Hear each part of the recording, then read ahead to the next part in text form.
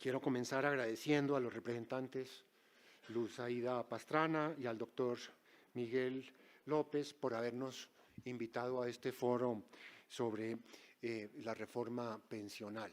Tenemos muy poquitos minuticos. A mí me gustaría hablar mucho más. Si me paso de los 10 minutos, le pido que se apiaden de mí, me den unos 2, 3 minuticos más, ¿no?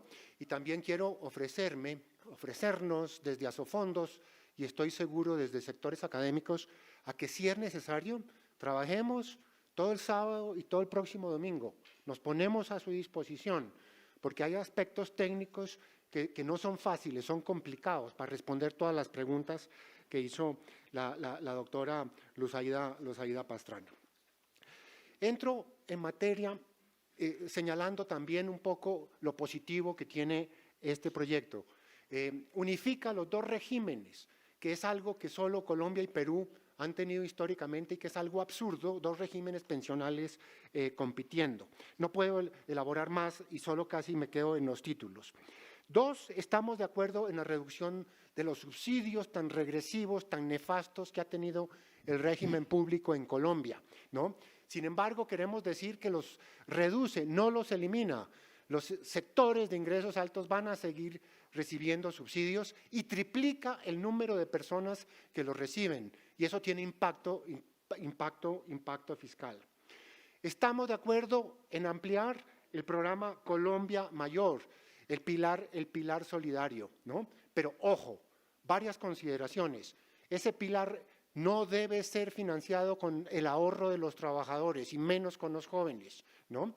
2, ese pilar no tiene que estar en esta reforma pensional. Eso se puede hacer por decreto, se podría hacer ya. Y 3, ese pilar, esos recursos deben estar en la regla fiscal. Permítame entonces ahora manifestar unos puntos de desacuerdo, ¿no?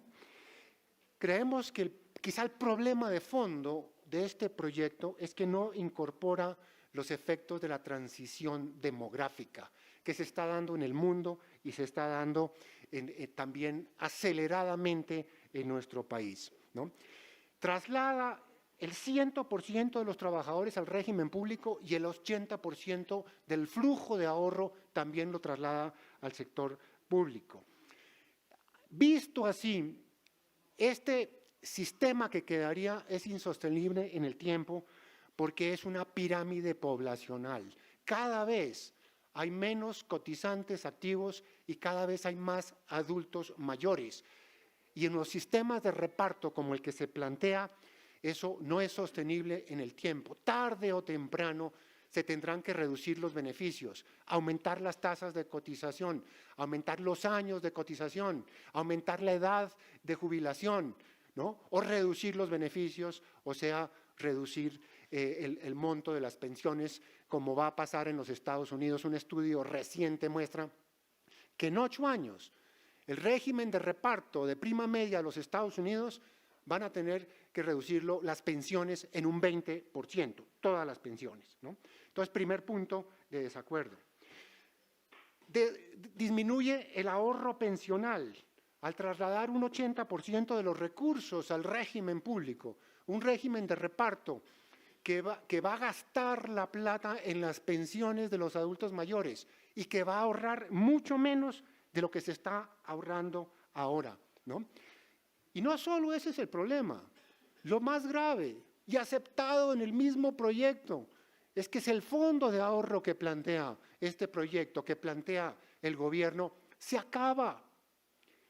Esto, señores representantes, es algo inconcebible. Un fondo de ahorro previsional no debe acabarse nunca, porque cada vez va a haber más adultos mayores, va a tocar pagar más pensiones, ¿no? Y las cifras de los fondos de ahorro de los países del mundo, los países nórdicos, Australia, Alemania que comenzó a proyectar uno, China que comenzó a plantear ahorro para financiar la vejez, esos fondos de ahorro están creciendo en el tiempo y no se deben acabar nunca. Pero además, ¿no? La ministra de Trabajo ha dicho que hay que hacer otra reforma dentro de 12 o 15 años. O sea, aceptan también que esto es insostenible. Y el exministro José Antonio Campo ha dicho lo mismo en una columna reciente del diario El Tiempo. Consistente con esto, ¿no? Un fondo de ahorro público que se acaba, que no es sostenible, ¿no? Eso quiere decir que fiscalmente y financieramente está desbalanceado, pues aumenta la deuda pensional. Según nuestros cálculos, de un 150 a 205 del Producto Interno Bruto, según la CARF, de un 100% a un 189% del Producto Interno Bruto. Esto es reconocer también desde otro punto de vista que este proyecto no es sostenible. Y esto es un golpe a los jóvenes, ¿no? Porque son los jóvenes los que van a tener que enfrentar esta reducción de beneficios. Claro, se dice que el fondo de ahorro y la deuda pública solo va a estallar en el 2060, pero ustedes saben cómo son las cosas, ¿no? Si es el 2060, ¿no? Esto será en Dinamarca, pero en Cundinamarca es otra cosa. Otra cosa, esto se lo van a gastar mucho tiempo antes y por eso agradecemos la sinceridad de la ministra de Trabajo cuando dice que va a tocar hacer otra reforma en tan solo 12 años, es reconocer que esto no es sostenible. El proyecto elimina la posibilidad de elegir, ¿no? Este proyecto, como está diseñado, limita la escogencia que hoy tienen los afiliados para, por ejemplo, jubilarse con solo 1.150 semanas en los fondos de pensiones. El 90% que se van el 90% de los afiliados en el nuevo régimen no podrán escoger el administrador que quieran, ¿no?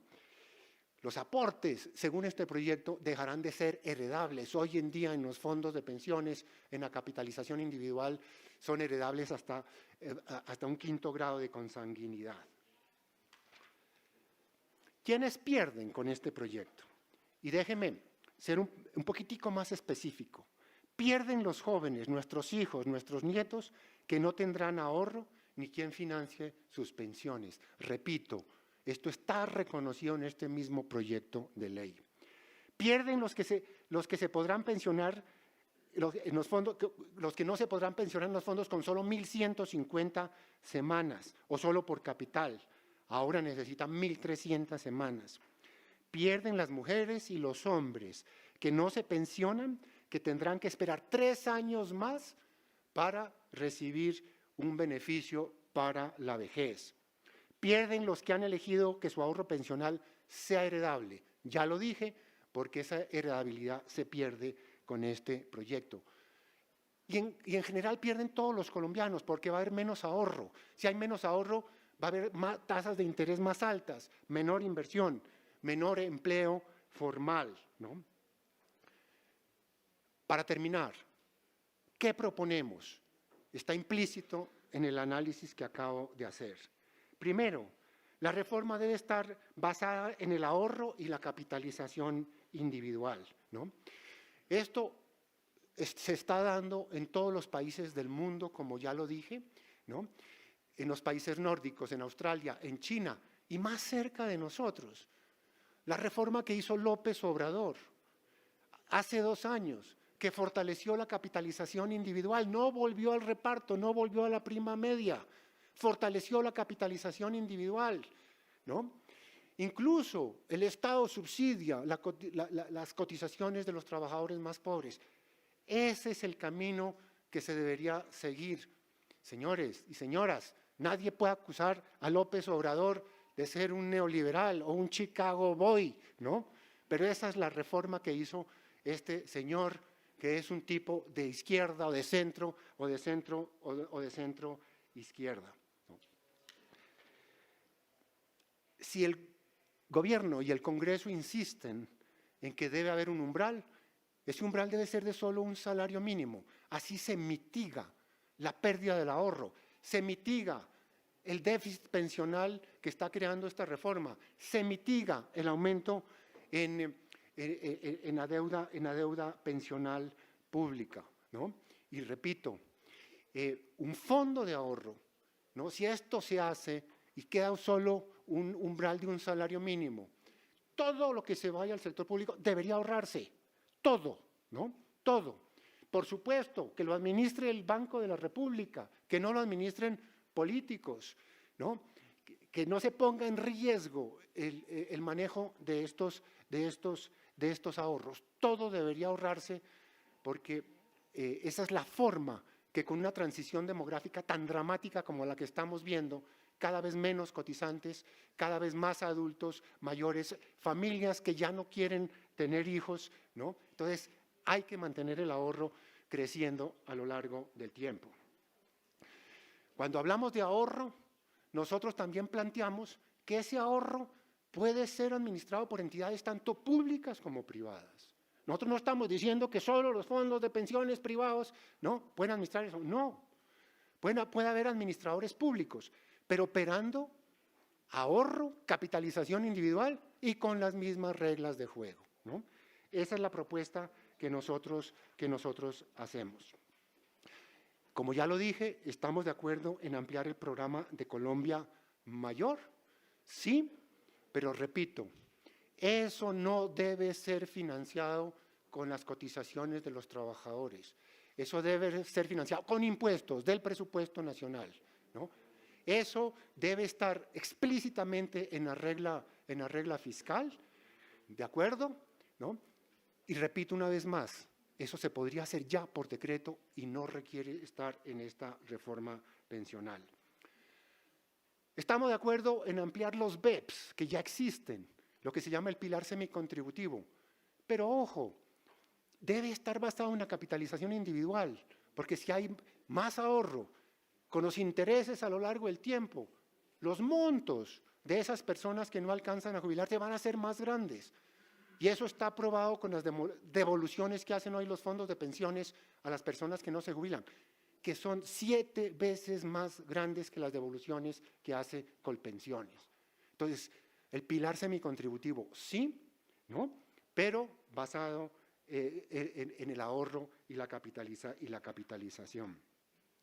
Finalmente, debemos consolidar el ahorro voluntario y todos los incentivos para que la gente ahorre más, ¿no?, que lo que va a determinar la ley y la regulación.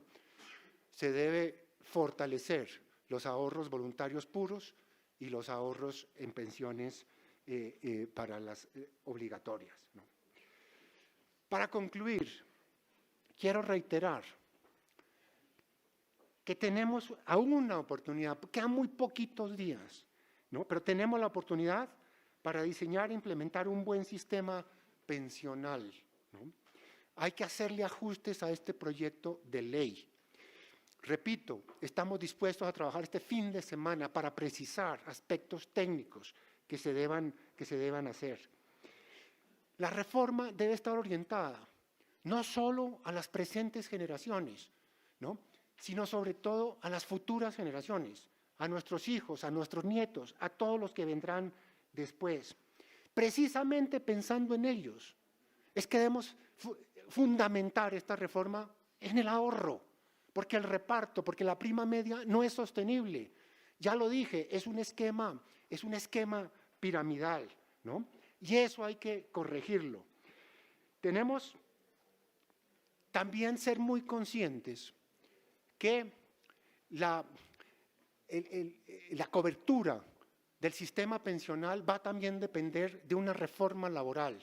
Y la reforma laboral que se ha discutido no aumenta el empleo formal. Por el contrario, el Banco de la República dice que va a destruir 500.000 empleos formales. Y más aún, la misma ministra de Trabajo ha reconocido que esa reforma laboral no va a aumentar la formalidad, ¿no? Y para terminar, digo, ese ahorro, ¿no?, ese ahorro debemos protegerlo, debemos hacerlo crecer más. Tenemos que tratarlo como el capital natural, como la biodiversidad, ¿no? Esto se parece al cambio climático. Tenemos que proteger ese ahorro como protegemos los bosques, los manglares, ¿no? Los manglares. Doctor Santiago, no dos minutos para terminar, qué pena. No Gracias. podemos dejar que se agote en el tiempo. Hagamos esta reforma, tenemos tiempo aún para hacer estos ajustes que proponemos y nos ponemos a disposición de todos ustedes. Muchas gracias.